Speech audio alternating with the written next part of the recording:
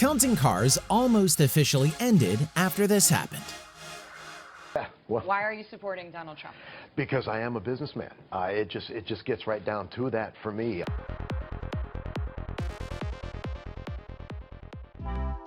Car salvage and restoration shows have been among one of the most popular genres of television shows ever. They have been around for quite a while. But in the last 10 to 15 years, shows have taken a much more dramatic approach, making restoration much more dramatic. One of the pioneers in this new approach to car restoration shows was Counting Cars. Starting on the History Channel, Counting Cars started as a spin-off of the show Pawn Stars, then went on to become its own success. Filmed in Las Vegas, Nevada, Counting Cars follows Danny "the Count" Koker at his shop Count's Customs. It was a hotspot for people who wanted to get some high-end restoration and customization jobs done to their vehicles. While these jobs were incredible on their own, Koker is very passionate about searching out rare cars that he could buy, restore, and then flip for a profit. He and his crew would showcase their amazing skills in the garage, turning these vehicles into what some would describe as works of art. The show is enjoyed by millions for its amazing selection of vehicles along with the fun-loving personalities of the crew.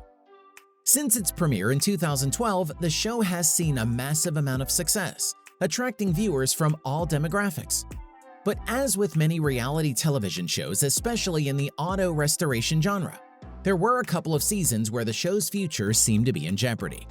People sometimes forget that these types of reality shows are centered around an existing business, with people who never started off their careers intending to be in front of cameras.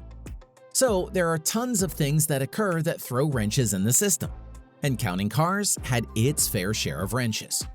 But before we get into those, take 1 second and subscribe and like this video for 40 years of good luck. Try it. It works. I'd like to be rewarded for being successful. In that rewarding, I can then pass that on and create more jobs for more people. And those are things we should be doing as a small businessman. So Scott Baio Koker wasn't shy about his political views.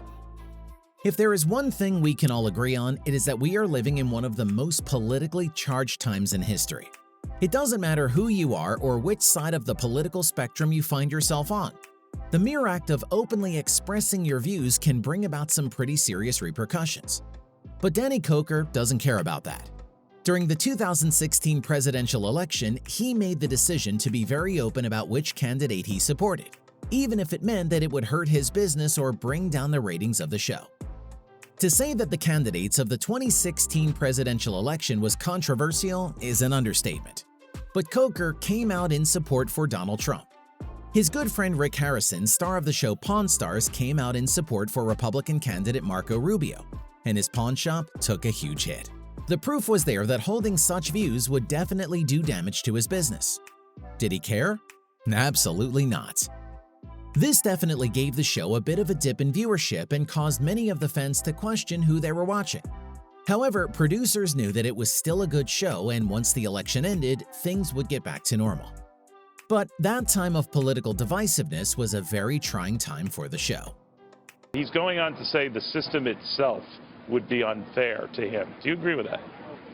I think that there's definitely a potential for it. I understand what he's saying as far as the press is concerned. I think there's a whole lot of special interest dollars that are being dumped into a large portion of the press to lean in the direction that's not his. But as far as corruption, it seems to run so deep right now that although I hope and pray that things like a rigged election is not the truth, frankly, it wouldn't surprise me. Danny Koker is viewed by some as a conspiracy theorist. As you can see from the previous entry, Danny Koker is not shy about voicing his opinions no matter what effect they have on his business or on the show. Some of these opinions are quite unique to say the least. It is a pretty common belief among many groups of gearheads that there are way too many environmental rules and regulations when it comes to cars. One common topic of conversation on the show is Danny complaining over having to change a classic car part for more contemporary ones, or even the entire car due to modern requirements. For anyone that has ever watched the show, you're sure to have seen rants from Koker about environmental requirements. But this is where it goes a little overboard. It's one thing to go off on rants on television where you can just make believe. It's a much different thing when you start going off on these rants in real life. When Danny has done interviews, he openly speaks about his belief that environmentalism and climate change are myths put on by politicians. No matter where you fall on the political or scientific spectrum, it's pretty easy to see that this may be a little over the top. This demonstrates something that is very important in life. It isn't so much about what you say, it's about how and where you say it. Although, I guess the argument could be made that this type of behavior simply validates the realism that is displayed on the show. If he says it in front of the camera and in real life, then things must be legit, right? Let's hope so. Accusations that Danny Koker doesn't know as much about cars as he says. Being the main person in the show and the boss at Kustoms, you would expect him to know everything there is to know about vehicles. However, there are many people online who think otherwise. In a few threads, various car experts have weighed in on some of the wrong information that has been presented on the show. One of the most glaring examples of this was in an episode where Koker claimed that Chevy began making Corvettes in 1954 and that there were only 600 made that year. If you're watching this video and know anything about Corvettes, then you'll immediately recognize how inaccurate this statement is. In reality, there were actually 300 of them built in 1953, with thousands more made after that. People online have pointed out many more inaccurate statements made by Koker, some of which he has even been made aware of. But don't expect an apology anytime soon. He is known for sticking to his guns. Of course, this brings about a very obvious issue. How can a person watch a reality show featuring a car expert when the expert doesn't seem to know some of the simplest things about cars? Although it hasn't seemed to affect the viewership of the show all that much, it is definitely a hot topic in various automotive forums online. And we have all seen how much influence people on the internet can have if they so choose. Should one of these threads ever go viral, it has the potential to either end the show or drastically change its cast. Rolly driving a dump truck could beat you racing that thing. Oh, you're on. There are many elements of the show that come off as too scripted.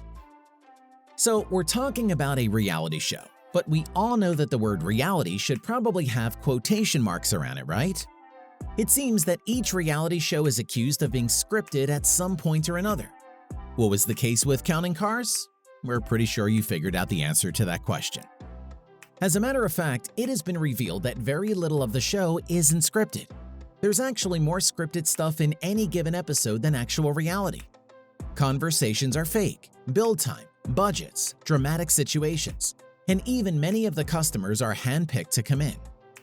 Viewers picked up on this incredibly quickly and totally bashed it all on the internet. It really is a shame too, because the workers on the show have a passion for builds and are very talented.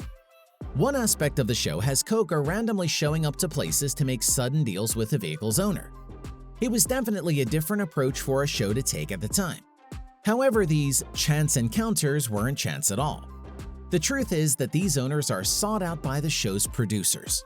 Scouts would find people who own cars that would be great remodels, or they would find people who had good pity stories that would play well on TV.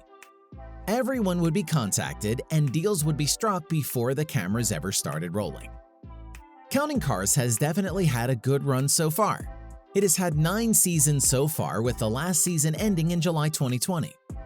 Luckily for fans of the show, Season 10 is set to premiere on August 25th on the History Channel.